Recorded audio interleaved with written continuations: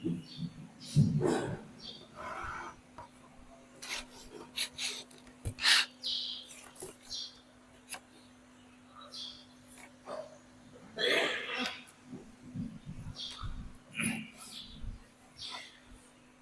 حضرة المصطفى رسول الله صلى الله عليه وسلم وعلى آله وصحبه وسلم الكرام الذين تبين ومن تبعهم بإحسان إلى جميع المسلمين والمسلمات والمؤمنين والمؤمنات خصوصا إلى معرفة كتاب الشيخ الإمام حافظ محمد رسول الله النبي السيد النبي وآل النبي وبسير سورة الفاتحة وننجح من رجل بسم الله الرحمن الرحيم الحمد لله رب العالمين الرحمن الرحيم مالك يوم الدين إياك نعبد وإياك نستعين اهدنا الصراط المستقيم صراط الذين أنعمت عليهم غير المغضوب عليهم ولا الضالين آمين.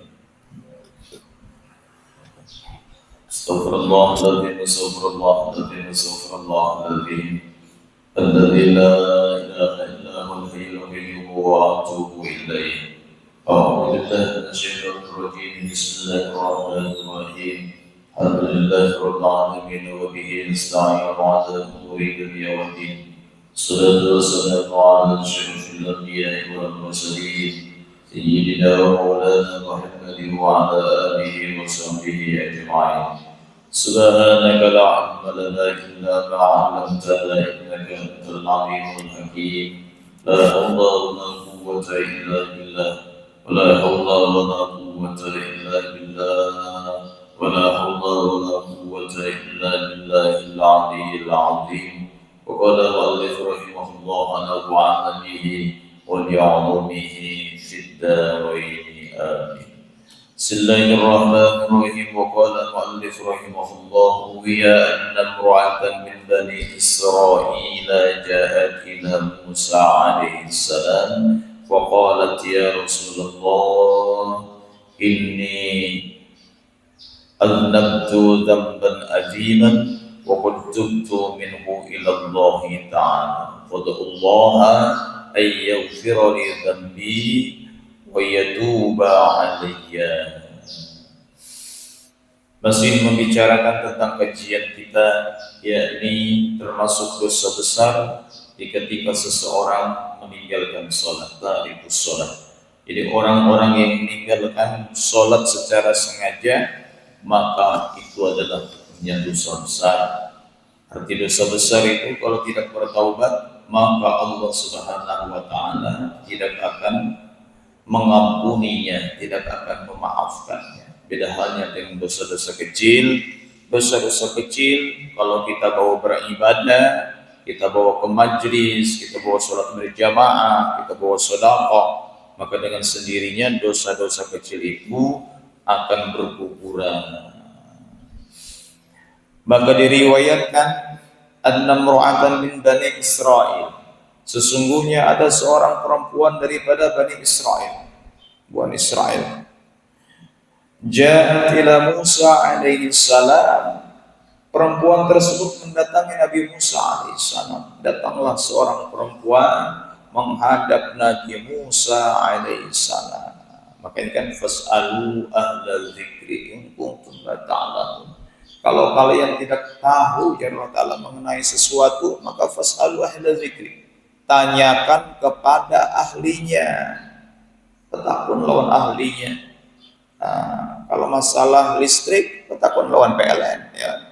Kalau masalah urat maurat, petakun lawan paurutan. Kalau masalah ilmu agama, petakun lawan orang-orang yang paham di ilmu agama. Ini jangan salah. Lampu konslet di rumah mendatangi tukang urut, lain ialah beda. Sasat kena. Jadi harus mendatangi ahlinya masing-masing. Ini masalah apa? Oh, masalah ini datangi ahlinya. Jangan salah. Ini seorang perempuan datang kepada Nabi Musa alaihissalam karena ada sesuatu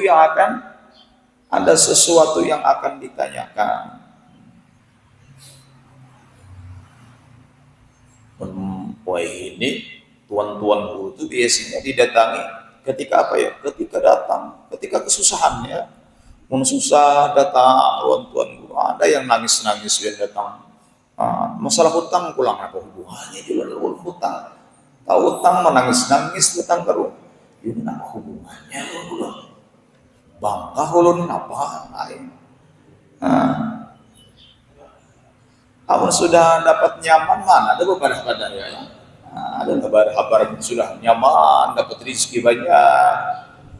Kalau bang datang ke rumah, umpamanya memberi ini, memberi itu, ada yang sudah susah, ada yang masalah laki, ada masalah anak, ada masalah bini, ada masalah utang, lengkap. Namun nyaman mana ada. Ini datanglah seorang perempuan kepada Nabiullah Musa alaihissalam, ya Rasulullah, wahai utusan Allah, wahai Nabiullah Musa, inni aznabtu dzamban azima, sesungguhnya aku sudah mengerjakan dosa yang sangat besar, wa qad tubtu minhu ila Allah taala, namun ulun ini sudah bertaubat kepada Allah.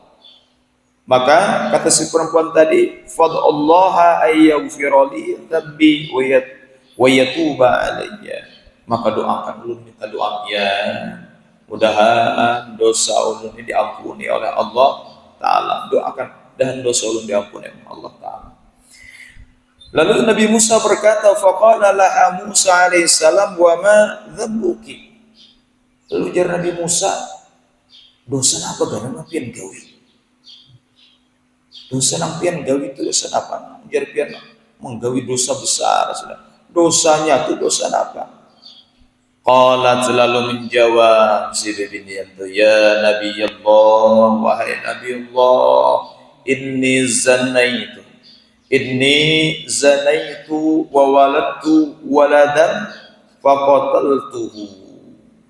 Wahai Nabi Allah Musa alaihissalam, sesungguhnya aku telah mengerjakan dosa besar, yakni berzina. Zanaitu, inni zanaitu, aku mengerjakan dosa besar, yakni berzina. Wa waladtu waladan, lalu aku melahirkan seorang anak. Timbal lahir pak, faqataltuhu, maka aku bunuh lagi anak tersebut. 2 kali dosa besar. Ketika berzina maka itu dosa besar. Lahir hasil dari zina, dibunuhnya 2 kali dosa besar. Membunuh dosa besar. Maka hati-hati dengan zina. Anak-anak kita, cucu-cucu kita, diperhatikan. Zamannya beda dengan zaman buan pian bahari. Ini zamannya beda. Anak tuh kada kawas kehendak ini. Maka boleh halus tuh anak tuh harus diarahkan. Tidurnya jam berapa harus diarahkan. Anak-anak pun kalau diarahkan jam 2 ada bukuringan ya, sibuk dengan HP-nya. Jam 2 masih belum guring lagi. Kalau disuruh ibadah, anak tuh pada mau ibadah. Arahkan bajunya sama. Kada boleh pakai bajunya, kada bagus. Anak terus diarahkan. Karena berapa banyak nanti orang tua ketika masuk kubur semakin bertambah dosanya. Aturannya kan masuk kubur ini berhenti sudah. Dosa berhenti, pahala berhenti.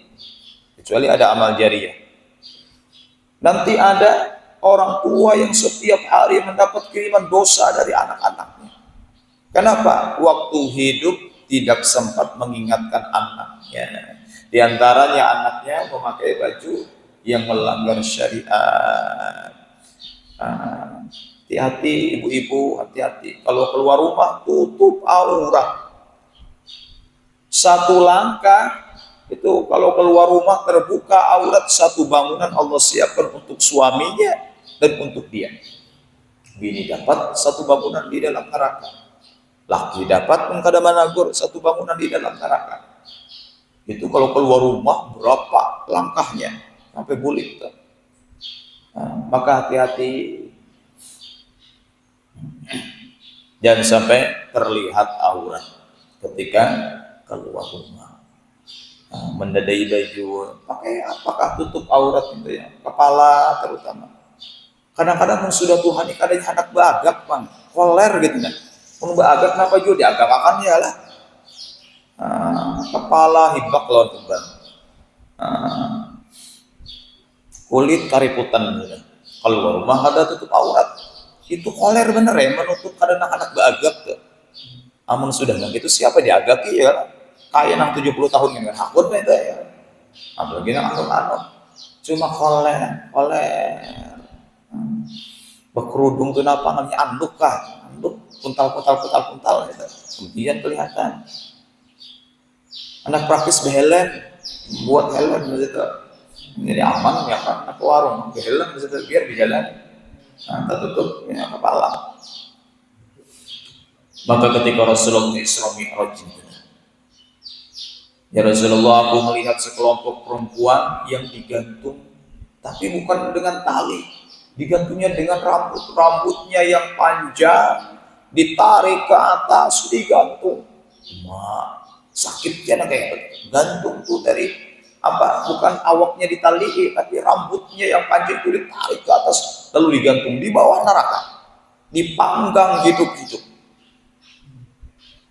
Siapa itu? Kata Rasulullah, itu perempuan-perempuan yang semasa hidupnya malas menutup aurat, terutama bagian kepala. Nah, maka hati-hati dengan anak-anak kita, arahkan mulai halus, anak-anak kita diarahkan. Semuanya arahkan anak-anak kita, rakawang muda diarahkan. Supaya apa? Supaya jangan sampai jatuh ke perzinahan seperti ini. Ada yang hilang ke rumah, bisa anak bini yang hilang ke rumah. Hati-hati.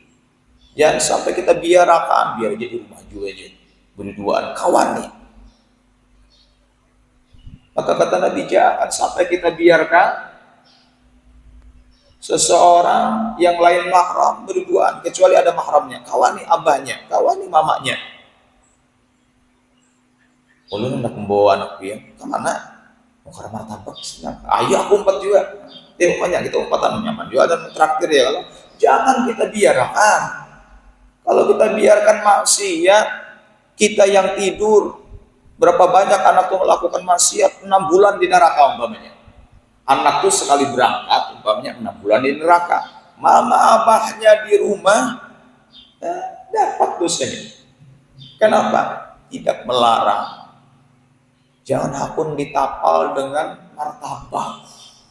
Ayo dia main kena ada aja bawa martabak. Hati-hati dengan anak-anak kita. Jangan sampai jatuh ke perzinahan. Anak tuh mensuah minum-minuman, lalu kedengaran orang kampung itu masih kurang lagi aja. Sini itu suami hutan dia tangkap polisi biasa aja. Tapi kalau pernah berzina itu berikit itu. Jangan ini itu pernah zina, jangan. Anak tuh disiabah tukang main dom biasa aja, tukang main judi biasa aja. Anak tuh disiabah tukang minum-minuman anak-anak biasa aja. Karena tapi suka badan. Tapi pun anak disiabah penzina itu luar biasa sifatnya. Maka zina ini hati-hati. Dan sampai jatuhlah di situ. Setelah berzina lahir anak lalu dibunuh. Ini masih kurang lebih ya Allah. Umat Nabi Muhammad sadis lagi. Karena salah melahirkan di dalam parut masih dimatiin sudah. Artinya lebih sadis daripada orang-orang Bahari.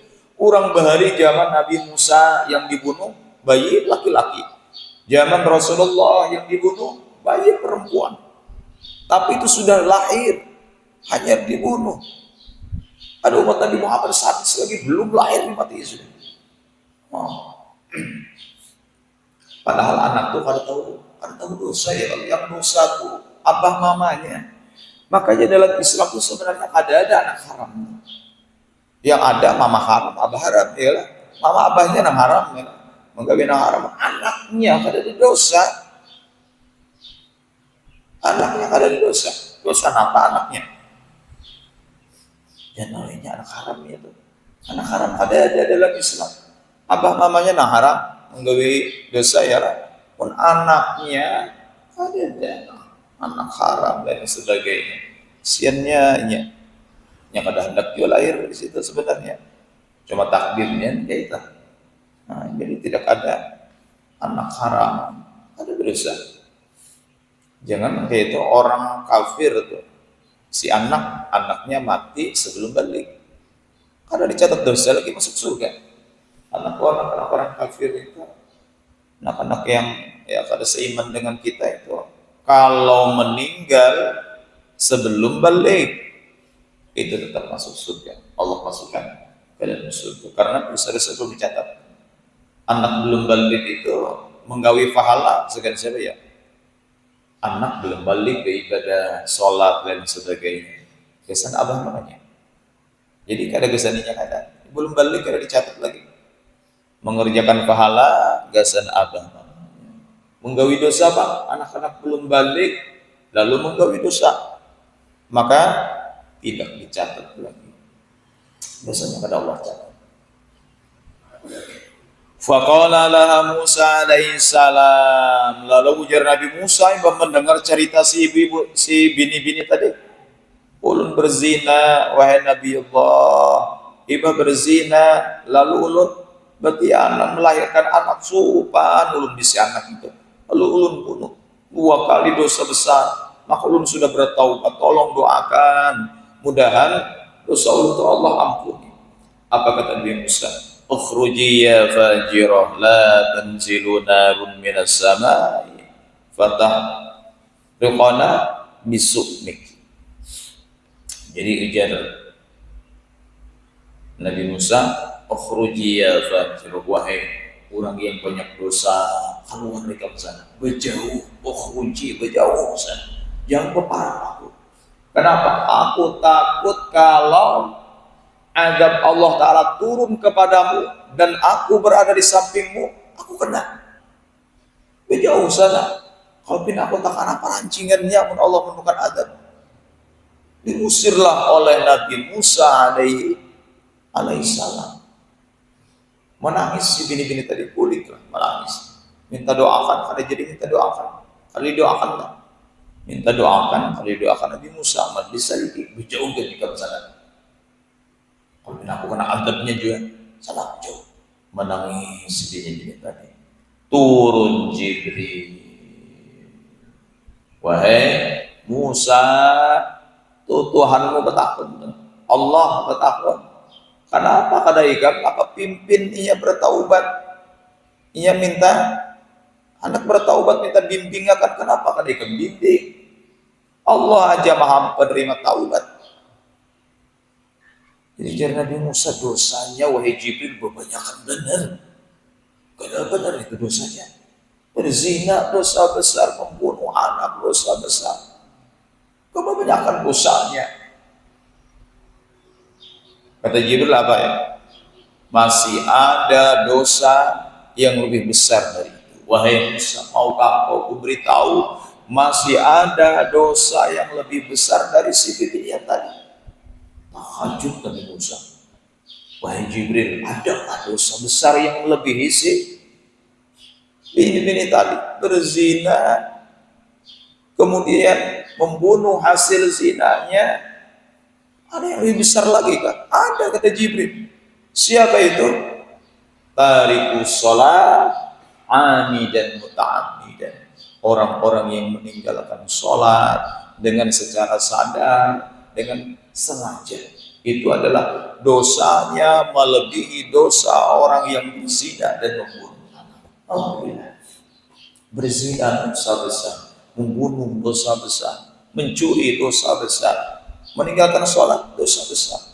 Berapa banyak orang yang merasa mulia karena tidak pernah berzina. Alhamdulillah, semua hidup alhamdulillah. Ada sebuah berzina, alhamdulillah. Ada sebuah membunuh orang, alhamdulillah. Ada sebuah mencuri punya orang, bagus ya lah. Tapi sering kada sembahyang. Maka kata Ibnu Qayyim, apa bedanya orang yang kada sembahyang dengan yang berzina itu? Kan ada bedanya. Bahkan lebih besar dosa meninggalkan sholat. Orang kada sembahyang kada bedanya dengan ahli zina, dengan penzina. Orang yang kada sembahyang ada bedanya dengan yang membunuh orang, mencuri harta orang. Karena semua itu dosa besar. Maka hati-hati dengan sholat. Rizki kita ini lain-lain. Ya, rizki itu kadang mesti duit lah. Ketika seseorang diberikan hati senang sholat di tempat gawian, kayak apa itu sembahyang sih. Boleh ke rumah ada waktu senggang berjamaah, sih. Asar di rumah sudah, atau maghrib di rumah gawian ada mandi sidin berangkat ke masjid sholat berjamaah, itu nikmat rizki itu. Rizkinya berupa senang sholat. Ada yang senang ke majlis, di majlis itu rasa nyaman pada dengar. Mun kada sembahyang rasa gelisah, itu rizki ngerti. Mun kada ke majlis rasa ada nyaman, rizki ngerti. Duit kurang diberi Allah Ta'ala, tapi rizki di tangan situ banyak. Ada juga orang tuh beri rizki banyak berupa harta. Cuma rizki berupa nikmat sholat kada dapat. Rizki berupa nikmat duduk di majlis kada dapat. Duit banyak cuma koler, sholat luar biasa. Koler ke majlis itu, ada tanda tangi majlis, ada tanda tangi tempat-tempat sholat. Masih besar nikmat rizki yang berbentuk senang ketika kita sholat. Pian ketika balum sembahyang rasa hati kada kekaruan. Syukur berkaus nih kayak apa nih. Itu nikmat tuh, mengalahkan nikmat harta itu. Kenapa? Karena pasti selamat di akhirat.